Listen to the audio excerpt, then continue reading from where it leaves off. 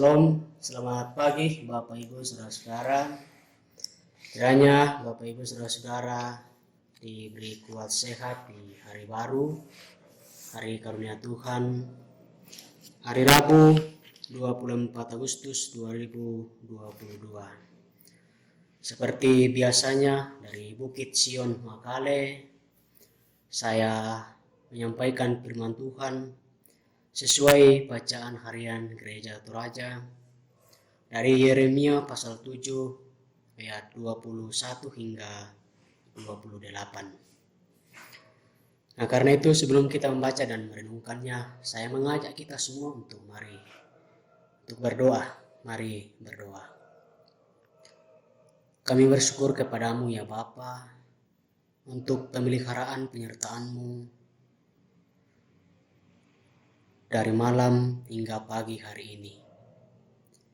Di pagi hari ini kami menyambut hari karunia-Mu. Adalah sukacita yang luar biasa yang Tuhan nyatakan, sehingga kami berjumpa dalam aktivitas pekerjaan, namun sebelumnya kami melandasinya dengan membaca dan merenungkan firman-Mu. Roh Kudus-Mu menolong kami, memampukan kami mengerti maksud firman-Mu, supaya firman-Mu terus menjadi bahagian hidup kami. Dalam kehidupan ini senantiasa mengandalkan Tuhan, kuasa Tuhan, yang senantiasa melingkupi dan menuntun kami. Ampuni salah dan dosa kami. Terima kami yang datang kepadamu. Di dalam nama Tuhan Yesus, firman yang hidup, kami berdoa. Amin. Bapak Ibu Saudara-saudara yang terkasih dalam Tuhan, firman Tuhan yang kita baca renungkan pada pagi hari ini dari Yeremia pasal 7 ayat 21 hingga 28. Beginilah firman Tuhan semesta alam Allah Israel. Tambah sajalah korban bakaranmu kepada korban sembelihanmu, dan nikmatilah dagingnya. Sungguh pada waktu aku membawa nenek moyangmu keluar dari tanah Mesir, aku tidak mengatakan atau memerintahkan kepada mereka sesuatu tentang korban bakaran dan korban sembelihan. Hanya yang berikut ini yang telah kuperintahkan kepada mereka. Dengarkanlah suaraku, maka aku akan menjadi Allahmu dan kamu akan menjadi umatku. Dan ikutlah seluruh jalan yang kuperintahkan kepadamu, supaya kamu berbahagia. Tetapi mereka tidak mau mendengarkan dan tidak mau memberi perhatian, melainkan mereka mengikuti rancangan-rancangan dan kedegilan hatinya yang jahat. Dan mereka memperhatikan belakangnya dan bukan mukanya.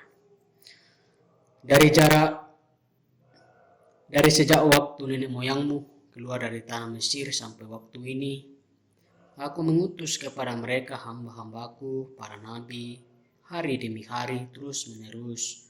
Tetapi mereka tidak mau mendengarkan kepadaku dan tidak mau memberi perhatian, bahkan mereka menegarkan tengkuknya, berbuat lebih jahat daripada nenek moyang mereka. Sekalipun engkau mengatakan kepada mereka segala perkara ini, mereka tidak mau mendengarkan perkataanku. Dan sekalipun engkau berseru kepada mereka, mereka tidak akan menjawab engkau. Sebab itu katakanlah kepada mereka, inilah bangsa yang tidak mau mendengarkan suara Tuhan Allah mereka, dan yang tidak mau menerima penghajaran. Ketulusan mereka sudah lenyap, sudah hapus dari mulut mereka. Demikian firman Tuhan.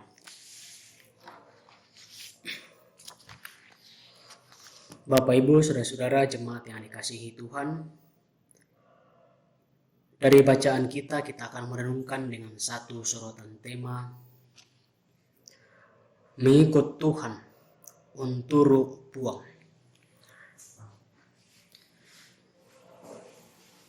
Nah, dalam kehidupan keseharian kita, realita yang terjadi bahwa kita umat manusia tak luput dari namanya kesalahan. Tapi di balik kesalahan itu ada penyesalan atas dosa dan kesalahan kita.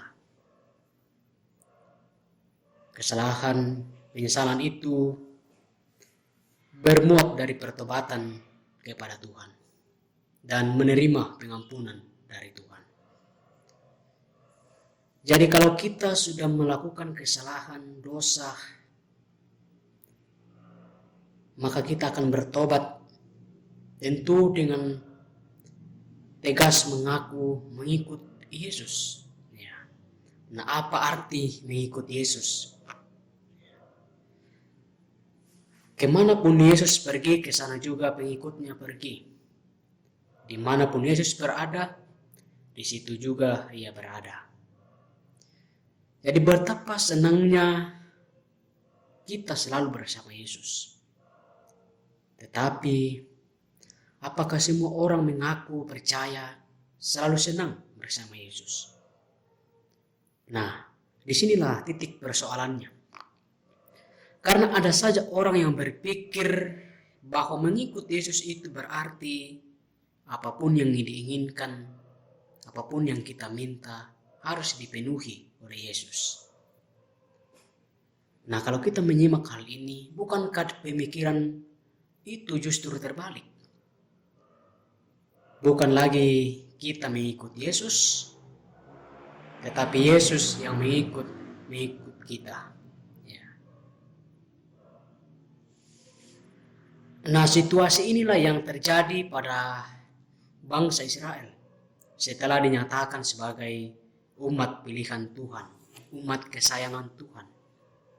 Mereka mengalami penggenapan janji dari Tuhan dengan memasuki dan mendiami tanah perjanjian, yaitu tanah Kanaan. Namun Israel justru mempraktekkan cara hidup yang jauh dari kehendak Tuhan. Mereka mempersembahkan korban kepada Tuhan menurut rancangan dan kedegilan hatinya yang jahat. Bahkan mereka membelakangi Tuhan. Membelakangi Tuhan yang berarti memperlihatkan sikap hidup yang mereka lakukan. Mereka lah yang di depan dan Tuhanlah yang di belakang sebagai pengikut. Nah, apa respon kita sebagai umat yang percaya bahwa hal ini juga yang dialami orang yang mengikut Kristus? Jadi, apakah kita mengikut Kristus itu karena senantiasa merindukan keinginan-keinginan kita mau dikabulkan oleh Tuhan? Tetapi mengikut Kristus berarti setia, turut melakukan perintahnya, menaati titah-titahnya, dan tentunya kita mengundang Roh Kudus menyelidiki hati kita masing-masing bahwa apakah kita sungguh mengasihi Tuhan, karena Tuhan lebih dulu mengasihi kita. Tuhan yang lebih dulu peduli dengan kita. Nah, karena itu kasih yang sempurna hanya ada dalam Yesus Kristus. Kiranya Roh Kudus menolong kita memampukan, memahami, dan melakukan firman-Nya.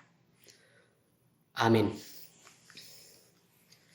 Mari kita berdoa. Mari berdoa. Bersyukur untuk waktu, kesempatan. Kami sudah belajar dari firman-Mu. Adalah firman yang mengingatkan kami, mengajar dan mendidik kami, bahwa kami sungguh dikasihi, kami sungguh dipelihara. Tapi kadangkala keinginan yang membuat kami jauh dari kasih Kristus. Tapi bersyukur pada pagi hari ini boleh diingatkan bahwa ternyata hidup ini butuh pertolongan, butuh pengasihan yang Yesus sudah nyatakan, yang Yesus sudah lakukan bagi hidup ini. Sehingga tidak ada alasan untuk tidak bersyukur kepadanya, memuji, memuliakan Dia. Karena hanya Dialah yang mampu mengetahui isi hati pikiran kita. Maka marilah berbalik, bertobat, mengikut Dia dengan sungguh-sungguh setia, melakukan perintahnya. Bapa, kami pula berdoa untuk kehidupan kami sebagai umat Tuhan. Dalam jerih juang kami, dalam mengerjakan tanggung jawab pekerjaan, biarlah kami bersungguh-sungguh mengerjakan, berjuang, supaya hidup kami semakin diberkati oleh Tuhan dan menjadi berkat bagi sesama.